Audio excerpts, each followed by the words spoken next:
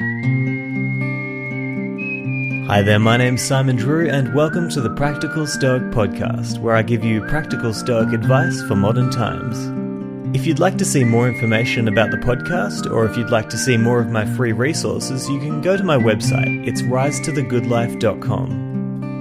If you have been getting a lot of value out of this podcast, then please don't forget to subscribe on iTunes or Stitcher or wherever you're listening to this, and leave a positive review. But for now, enjoy this episode. The outcome of a mighty anger is madness, and hence anger should be avoided, not merely that we may escape excess, but that we may have a healthy mind. These are not my words, but those of Seneca, obviously warning us of the negative effect that anger can have on the mind. And the reason why I'm starting with this quote is because I was recently asked by a listener of the podcast if I would consider recording an episode on the topic of dealing with anger and other negative emotions when they surface. I was really grateful for this suggestion because I've been meaning to tackle this topic for some time now, and this was just the motivation that I needed to get the job done. Not only is this a great topic, but it's also a really important one. I think that one of the greatest challenges in life is to master one's emotions, to get to the stage where you can control your emotions instead of them controlling you. I think that so few people have actually attained this control, and yet it's something that so many people work towards. And I believe that one of the main reasons why so many people are having trouble dealing with their emotions is because they are trying to fix the problem when it happens, as opposed to fixing the problem before it happens. So let me explain. Have you ever been really angry at someone, and then when they ask you if you're okay, you say something like, "Yeah, I'm fine," even though both you and the other person know very well that you are not fine? I think we've all done this at some stage in our life, and it's a very normal thing to do because we as humans are all actors, and we like to think that if we pretend long enough, then we will become what we are pretending to be.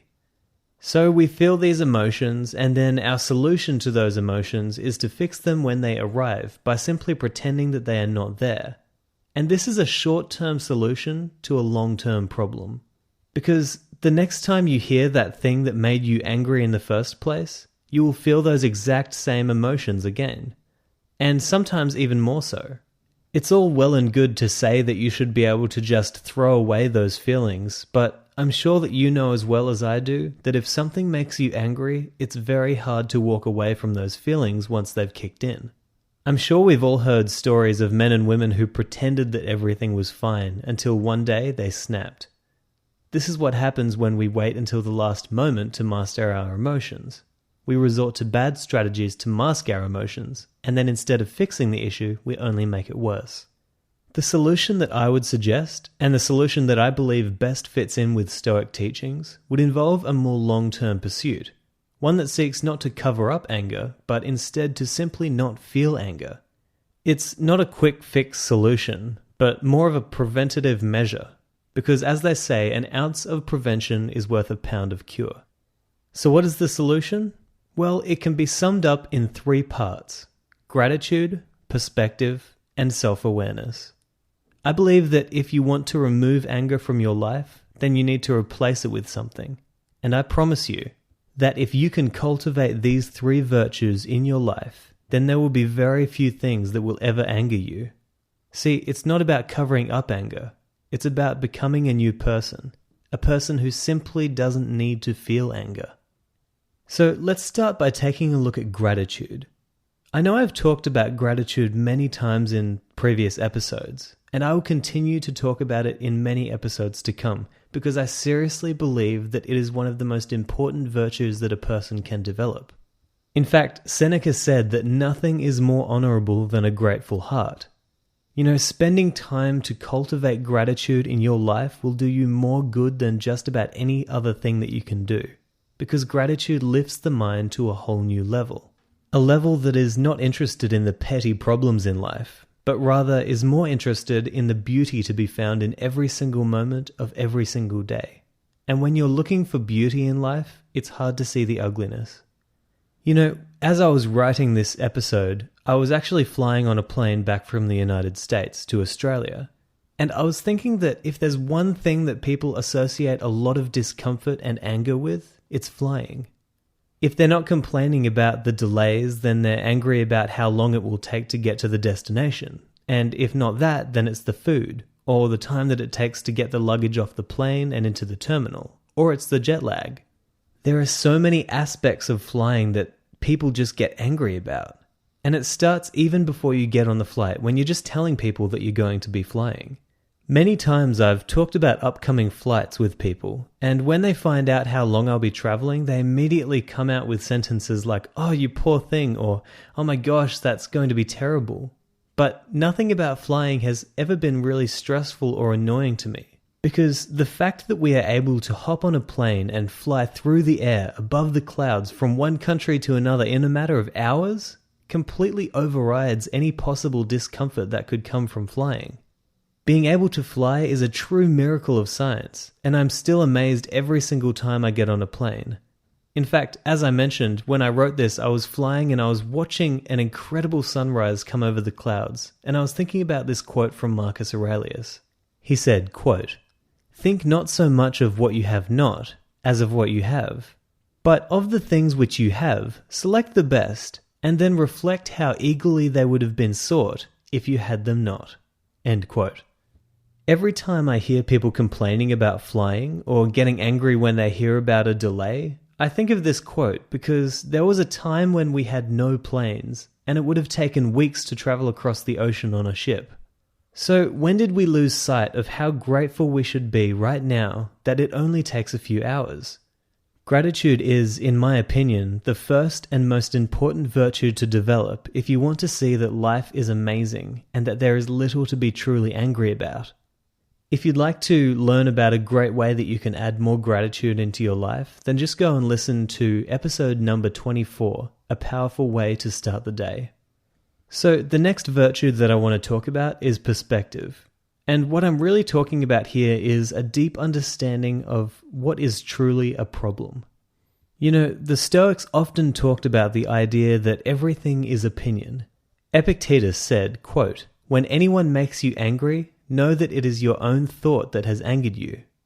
Wherefore, make it your first endeavor not to let your impressions carry you away.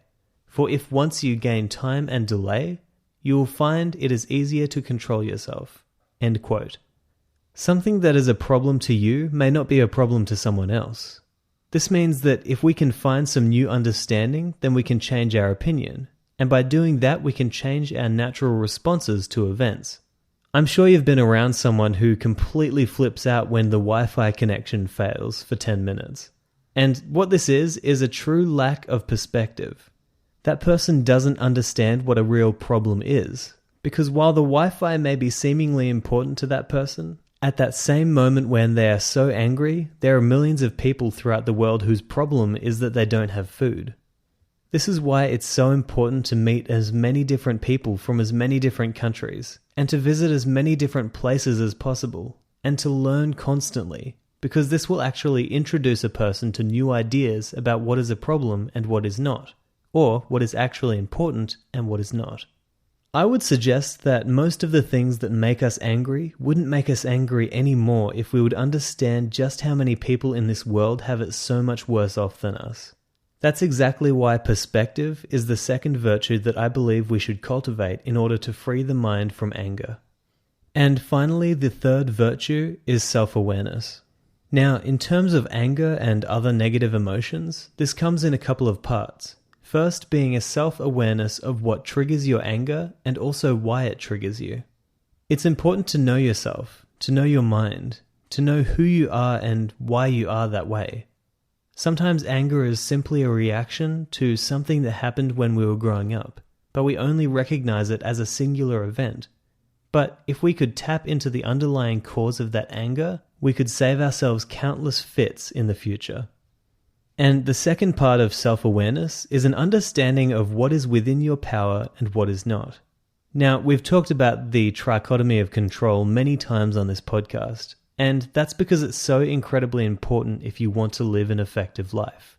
You can never hear too much of a good thing, so I'll elaborate once more. There are things that we can control, like our responses to events. Then there are things that we can only partially control, like how people treat us. And then there are things that we have no power over, like the weather. I would argue that most of the anger that is felt by people all around the world surfaces because of a serious lack in understanding of this principle. When we focus heavily on things that we cannot control, we open the door to serious unhappiness and stress. If, on the other hand, we decide to let go of those things which we cannot control and focus purely on what we can control, that is when we are able to free the mind from anger, because we take back all the power. So these are the 3 virtues that I would argue will have the biggest impact on your life when it comes to eradicating anger. I hope you can see that it's not about taking anger away, but rather it's about adding more gratitude, perspective, and self-awareness into your life. And by doing this, you will find that you can seamlessly cut out a lot of the anger that you used to experience. I wanted to share an example from my own life with you of a time where I really felt like my study of Stoicism had allowed me to completely cut out negative feelings. And I'm not sharing this story to brag, because I know that I'm far from perfect, and I'm working on these principles as much as anyone else. But I want to share this story to give you an example of what life can be like when we feel gratitude, perspective, and self-awareness. So the story starts with my wife and I traveling along the coast of Australia on a business trip. At the time, I was traveling with my kayak on top of the car so that I could take advantage of any opportunities to experience nature on our trip. And so one morning I woke up early and headed out to the ocean for an early adventure. When I dragged my kayak out to the sea, I noticed that there was something in the distance going in and out of the water. There were also a few people on stand-up paddleboards out there watching these things, and I realized that what they were watching was pods of humpback whales migrating down the coast. So obviously my first response was to run back to the car and grab my iPhone so that I could get some pictures if I got close enough to them. And then I jumped on my kayak and paddled out about half a mile to where I had seen the whales. Within a few minutes, I was experiencing one of the most incredible things that has ever happened to me. I was floating on the water while what seemed like a family of massive humpback whales was playing around me. Only meters away from me, a whale would surface and then swim right underneath my kayak, while letting out a really intense moan. I can honestly say that it was the most horrifying and the most incredible experience that I've ever had. I've never felt closer to the earth and nature than when I was literally face to face with those massive creatures. I was vulnerable and highly intrigued. But when I got back to the car, I realized that while taking pictures, I had actually allowed water to damage my phone, and within minutes, it was dead. Now, ordinarily, I would have expected to feel very angry or stressed out at the fact that I had just broken an expensive iPhone, especially since I relied on it for work, and I would have to immediately replace it. But my focus was not remotely on the iPhone. And instead, it was 100% on the gratitude that I felt for that experience that I had just had. And it wasn't as if I was stopping myself from being angry, but there was simply no anger. It did not exist. This, I realized, was what life is supposed to be like.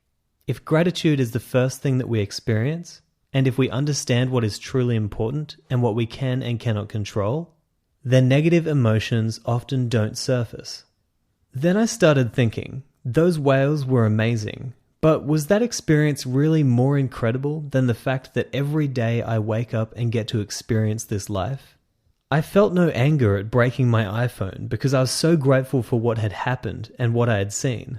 But what if every day I could wake up and have the ability to feel no anger or negativity towards any event or situation, simply because I can recognize that I am alive, which is the greatest gift of all? This is what can happen if we build the virtues of gratitude, perspective, and self-awareness. We can experience a life that is free from anger because we simply don't focus on the bad, and instead we shift our focus to the good. Before I end this episode, I wanted to again mention that, like many of the Stoic practices that I've shared with you on this podcast, this is not a quick fix solution. You will have to put in the work if you want to truly see the results. You can't fake happiness, and you can't fake virtue. Yes, maybe you can fake those things to the people around you, but not to yourself.